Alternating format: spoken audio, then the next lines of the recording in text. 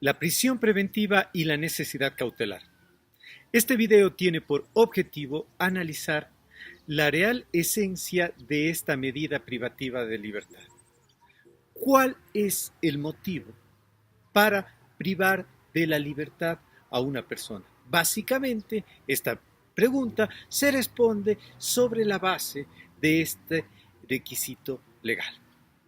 Ahora, si partimos del sistema interamericano de derechos humanos, ahí se recoge la necesidad de cautela. Y en este sentido, este sistema ha establecido dos exigencias. Punto número 1, salvaguardar el proceso. Es legítimo privar de la libertad a una persona para garantizar que el juicio, que la tutela efectiva a los derechos de la sociedad y de las personas, en este caso de las víctimas, de los ofendidos, se realice. Pues bien, esta necesidad cautelar, bajo esta modalidad, vista desde la perspectiva de el sistema tradicional, el sistema escrito que fue cuando se forjó esta exigencia en este sistema de protección, se entendía como el garantizar el proceso, esto es, en nuestros países, el trámite, el expediente judicial. Básicamente, la primera fórmula era el salvaguardar físicamente los documentos. Ahora, ¿qué riesgo había? Pues el riesgo en este caso era bastante rústico. Que yo fuese, por ejemplo, en un caso de estafa, pidiese el trámite para revisarlo, se descuida el personal de esa unidad judicial, rompo el contrato y, por ejemplo, me lo como.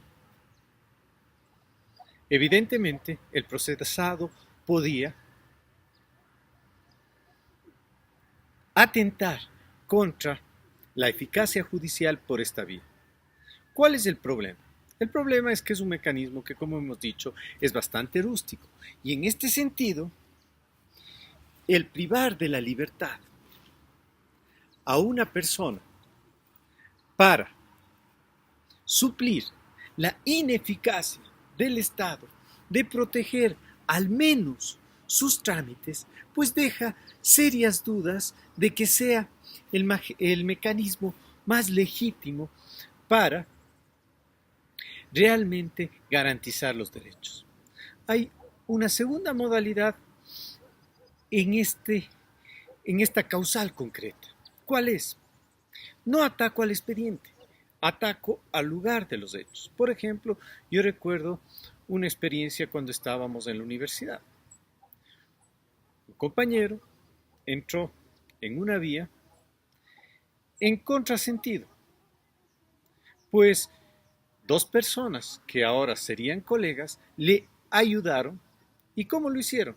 Básicamente fueron hasta la esquina y sacaron la flecha que decía la dirección. Y una vez que habían extraído esta flecha, la defensa fue, mire, es que era imposible saber que esta era una vía unidireccional, no estaba señalizada. ¿Qué quiero mostrar? También el procesado puede afectar atacando el lugar de los hechos. Pues bien, en este sentido, la pregunta ¿es legítima esta segunda opción?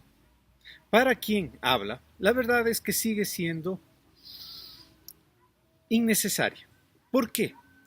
Porque realmente lo que el Estado está diciendo es que no tiene la capacidad de salvaguardar el lugar de los hechos y como no puede hacer eso, no cumple su tarea, la libertad de la persona suple esa negligencia.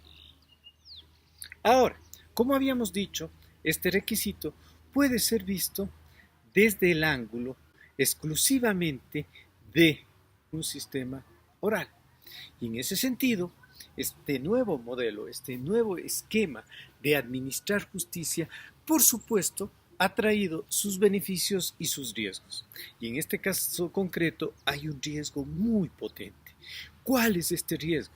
El riesgo es que las víctimas, los testigos pueden ser amenazados. Y en un sistema oral, si es que estos actores no llegan hasta la audiencia de juicio, muchas veces se afecta a la efectividad de la justicia, a la tutela efectiva. Ahora, muchas veces los procesados han amedrentado a estos actores y evitado que realmente se pueda administrar justicia. En el Ecuador, que es desde el ángulo que voy a analizar el campo legislativo, porque necesito partir de algún referente. Por ejemplo, no se ha consagrado esta exigencia. ¿Cuál es el motivo?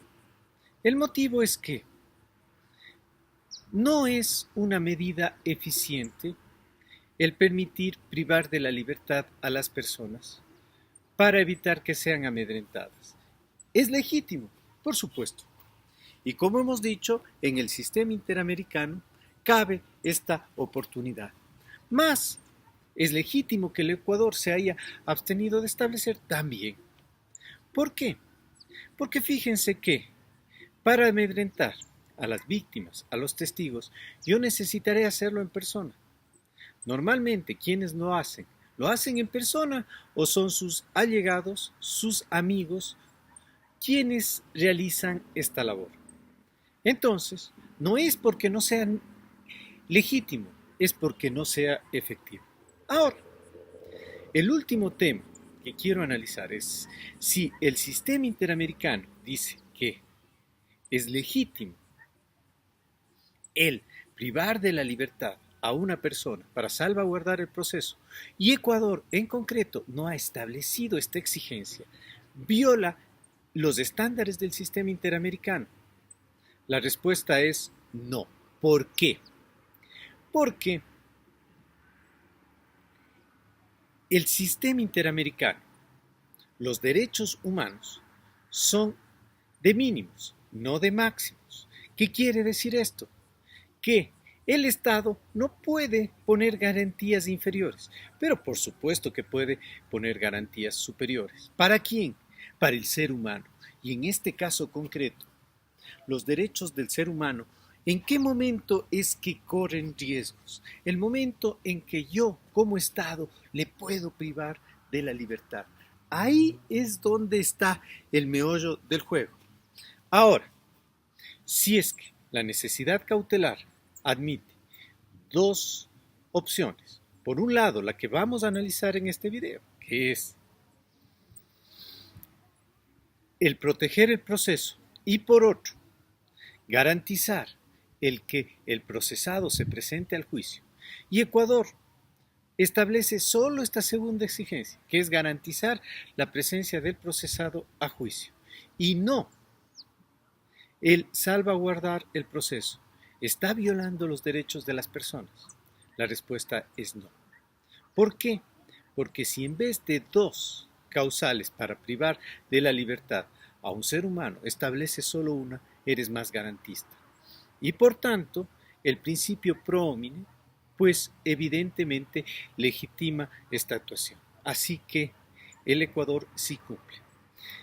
Entonces, resumamos lo que hemos dicho hasta aquí. La necesidad cautelar puede tener dos requisitos. Uno, garantizar la presencia al juicio. Dos, salvaguardar el proceso.